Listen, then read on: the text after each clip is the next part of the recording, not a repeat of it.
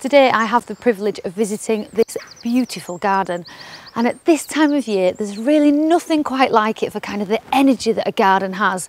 You can see these amazing alliums, they're kind of exploding all the way through the beds, and they're beautiful purple colour. And also another plant that's a favourite of mine is the Cirsium. Now if you like wildlife, this is a magnet for bees, and it's such a reliable performer, a must in any good border if you ask me. But even though this is a mature garden, there's still always jobs to do, and there's a pot over there that is in need of some TLC.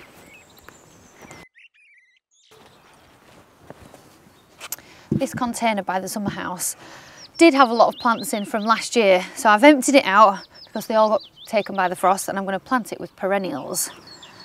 Now, because I've taken the compost out, at the bottom here you can still see that the drainage has been left in, so there's lots of gravels. Every pot needs drainage, so whether you use gravel like this or broken pots, anything like that, and it will just stop the drainage holes at the bottom becoming blocked by soil. If they get blocked by soil, then the pot will become waterlogged, and no plants like sitting in water unless they're pond plants.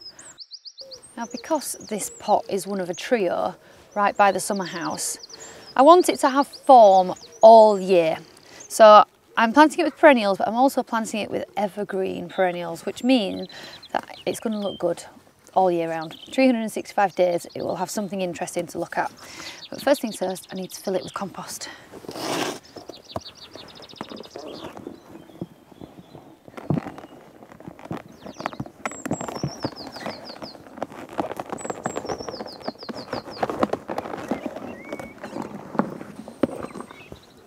Now this is just a general multi-purpose compost. You could add some homemade compost if you make it at home. That will just enrich the soil. There we go.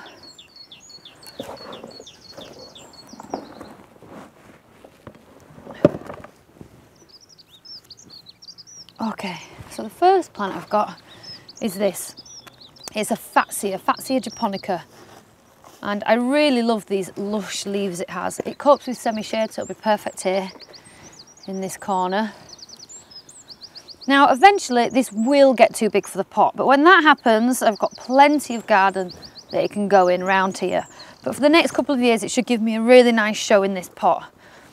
And just because you plant up things in a pot, it doesn't mean that they have to be in there permanently. Lots of people think that they can't move plants once they put them in somewhere, and that's really not true.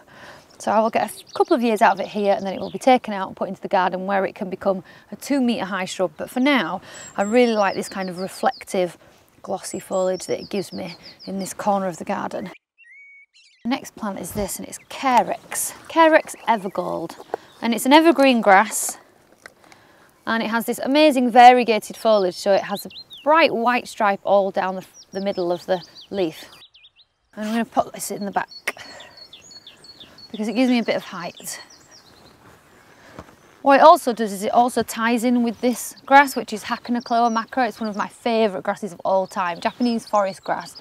It's really beautiful. Eventually it will kind of cascade like this, and in the autumn it goes a lovely colour. So I kind of wanted to tie the two pots together by using similar plants.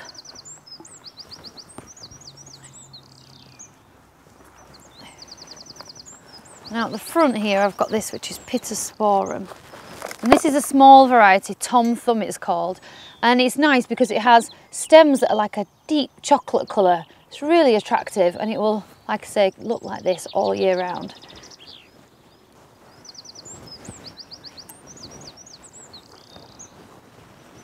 Now it's really important to firm everything in, so there's no air pockets around anything. Really good firming. And then last but not least is this, which is a Heuchera. This variety is called Sugar Frosting, and you can tell why. Look at it, all the leaves have got this lovely mottled kind of sugar frosting. And then the underneath side of them is bright purple, really beautiful. And what that does is that picks up on the dark chocolate stem of the Pittosporum that we've put on. And also it picks up on this, and this is bronze fennel, and you can see it's got this lovely bronze colour. So I'm really trying to use colour to link the two pots together. I'm just going to pop that in the front. Now this does flower. It sends out these lovely wands of flower, so it'll also add a bit of height to the front here. And in the winter time, sometimes it does get leaves that look a bit tatty. Just remove those and it will send up new ones in the springtime. It's kind of semi-evergreen, this one, so it does lose some leaves, but it does keep some as well. And there we go, that's my pot that will look good 365 days of the year. It will cope with some shade, it will just need looking after in terms of watering. So make sure you water it, and like anything in a container, you must feed it.